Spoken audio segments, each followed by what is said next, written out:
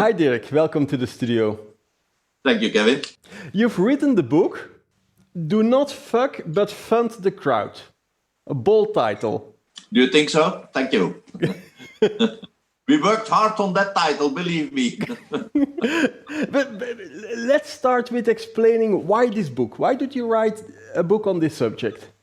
Yes, well, I always try to write books. It's my 50th book, I think, 50. I always try to write books that fill a hole in the markets. And as I'm consulting SMEs and non-profit organizations on finance, I found out, in fact, that there is, and it's also the case in France, it's also the case in the Netherlands, it's also the case in Belgium, that there is no up-to-date, neither book, neither website on which crowdfunding platforms are available and still active. Yeah?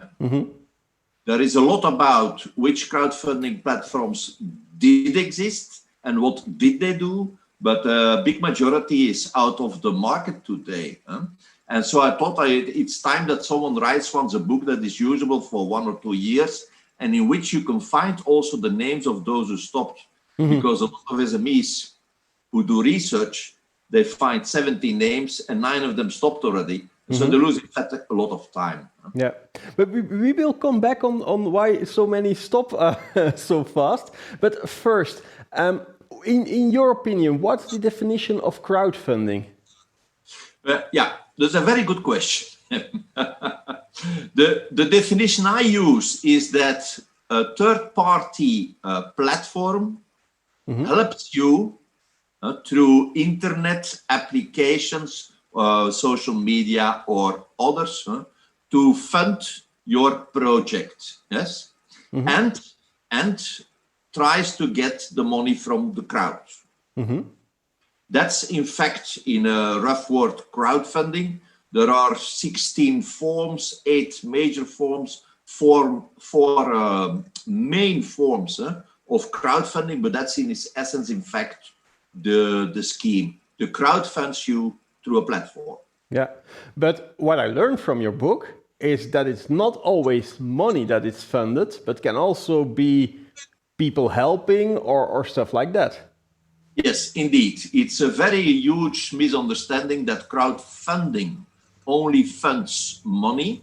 It can fund money, but it also can indeed fund expertise, volunteering time, for example, relationships, furniture. It can give you knowledge through feedback from the crowd about a new product. It can bring in participation into a certain field, a political field, or an ecological problem, for example. As you say it, crowdfunding sounds very attractive. A lot of businesses are looking for money or other resources. Why isn't there the big breakthrough yet in crowdfunding, you think? I'll have to correct you. Okay. There is no big breakthrough on crowdfunding in Belgium. Okay. But Belgium is a very bad apprentice, I would say. If you look to the UK, which is the lead, it was in the EU before, which was the lead in the previous EU before it left. If you look at the Netherlands, there, in fact, crowdfunding, especially crowd lending, the funding loans, is very, very important. In the UK, for example, the 10 major crowdfunders do more loans than the banks. Oh, that's impressive. Yes, that's very impressive.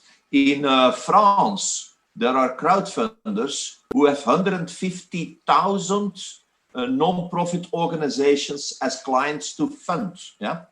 In the States, there are websites who do easily 1 to 2 billion US dollars in a very specific niche market, like, for example, education, schools, universities, scientific research. But you are right, I'm coming back to your question, you're right, in Belgium, it is not really a very big success yet.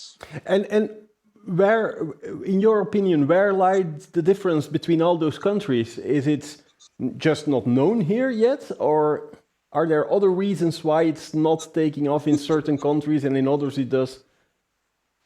Yes, well, in fact, there are two types of reasons. There are reasons for success and there are reasons for failure. Yeah. If you look at the reasons for success in the United States, for example, in the States, there is a long tradition of financing SMEs outside of the banking world.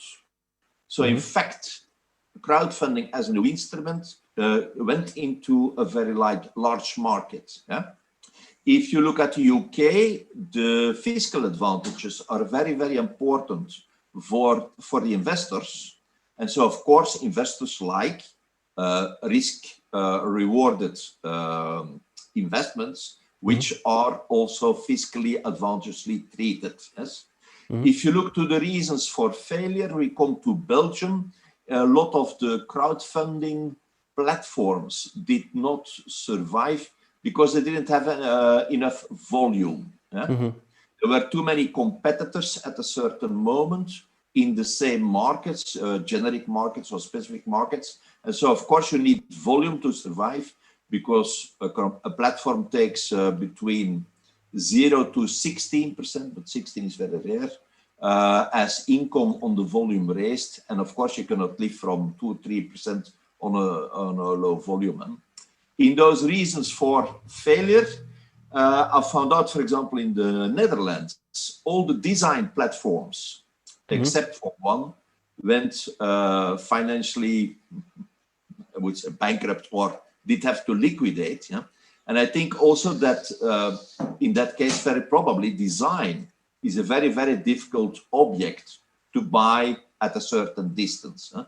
We talk about design, we don't talk about old art where there is a certificate from an expert, of course. Huh? Yeah.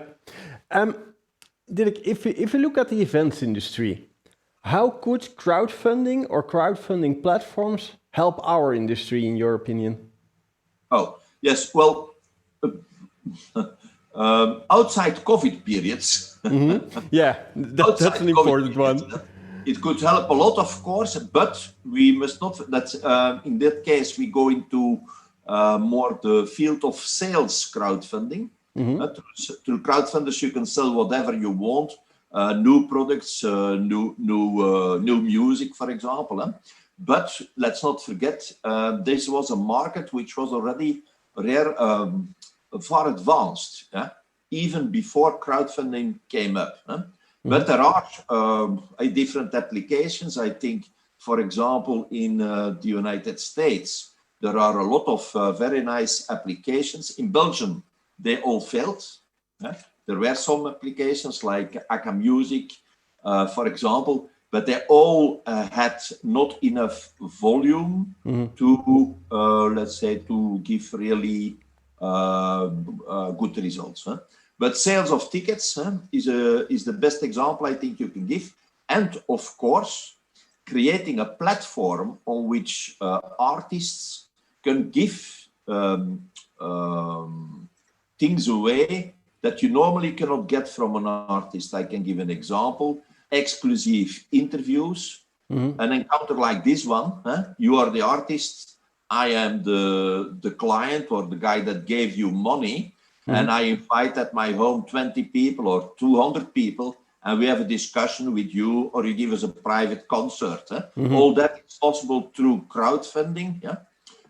Pre-sales, you could sell the best tickets to those who support you.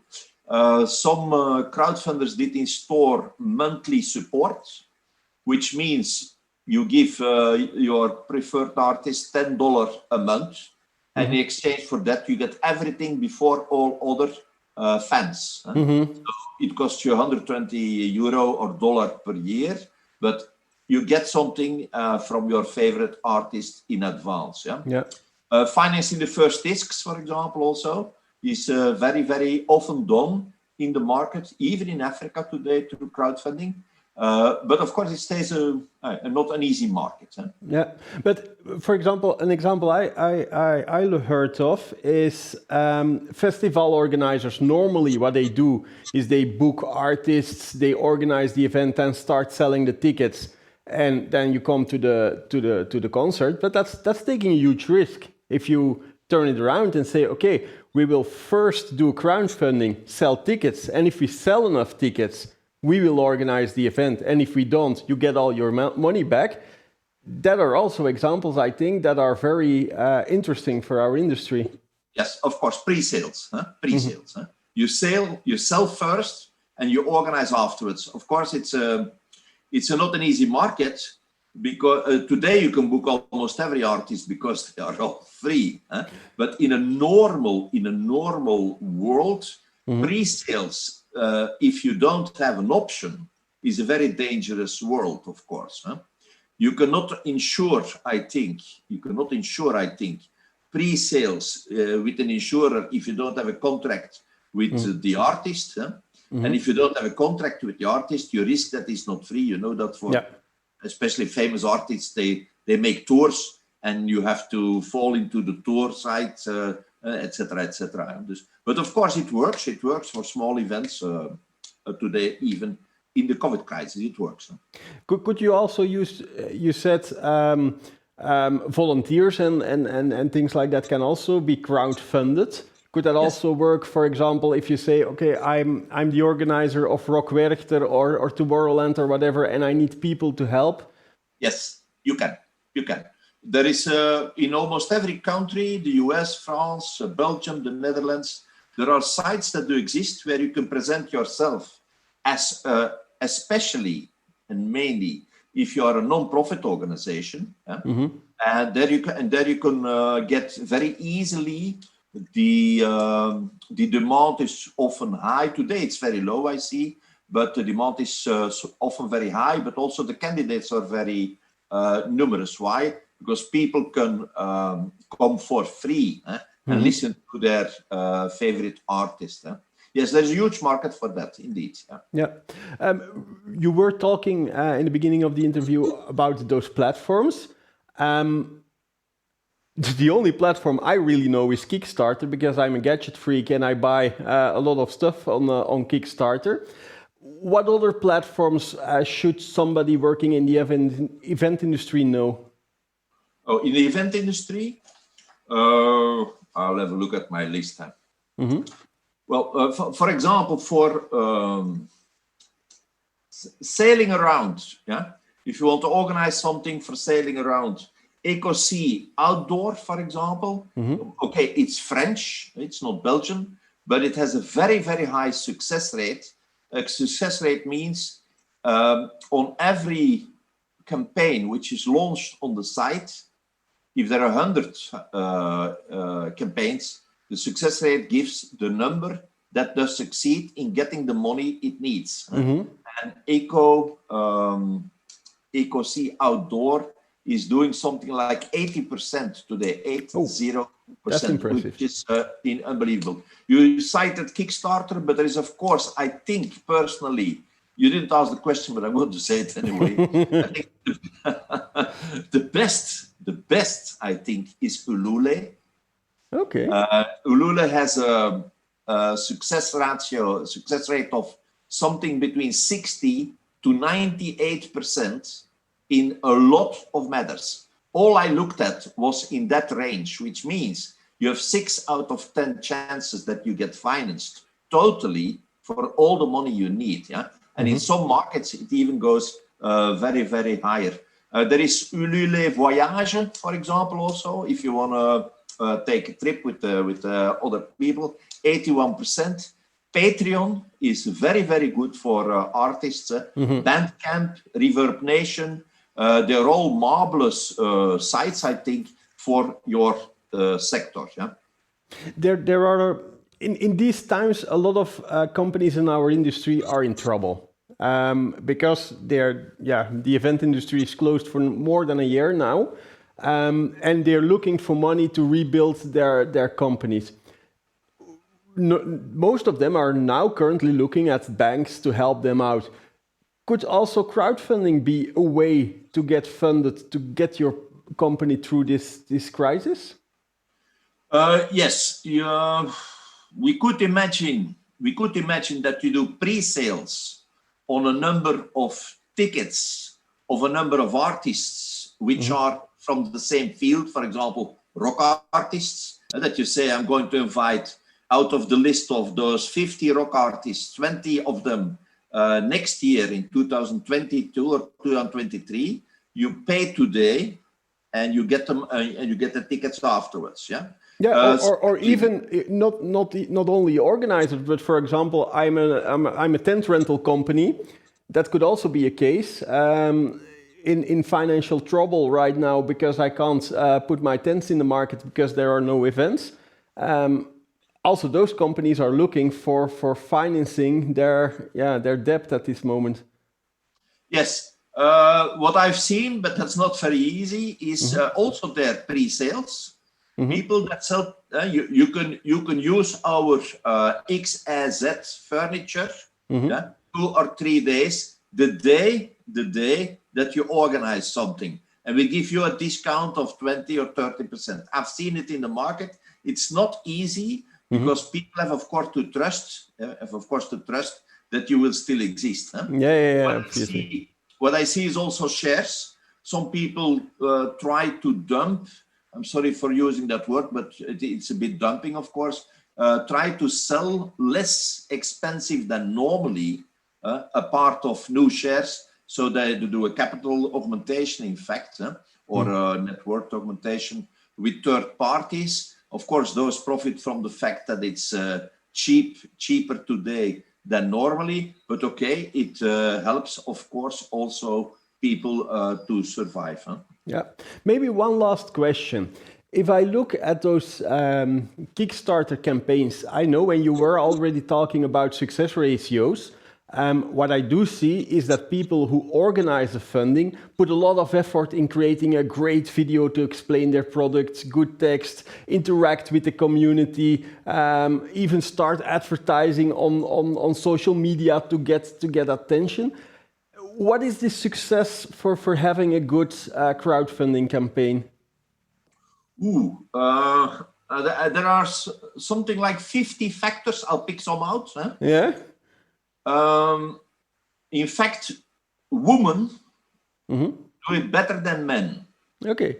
And that's on all sides like that, because women are more realistic, are more modest, so they ask more realistic amounts. So they get easier into the amount they want to get. Secondly, you'd better start with a team. Teams do up till 30% better than individuals. Yeah? Innovation works better than old-fashioned products or styles. Yeah? Whatever has to do with innovation and techniques, you cited Kickstarter, for example, that works very, very well. If you are a non-profit or a profit organization, don't ask money for general funding, but start a new line, start a new project, because new projects work better than the old financing or financing the traditional way of working of the company. And so we can go on and go on. It's if you, for example, give feedback to people during your crowdfunding, you get up till the double of when you don't go into contact with the people who already gave money, because here is they will give a second or a third or a fourth time even money. The more you talk with them, the more you interact with them, the more you get normally from them. And the book is full, in fact, of that type of suggestions. I did look at all the studies and I did put them all together into a logic order. Yeah, people who want to know more, they can buy your book, obviously. So Dirk, thank you very much for sharing your thoughts on this subject with us. Yeah, no problem. Maybe you should say the book is in Dutch. Yeah, that's true. That's true. Do you have plans to also translate it or not yet? I might do a book in French, but there is no plan for English, to be honest. Not yet, but maybe that changes. And you at home, thank you for watching our show. I hope to see you next week.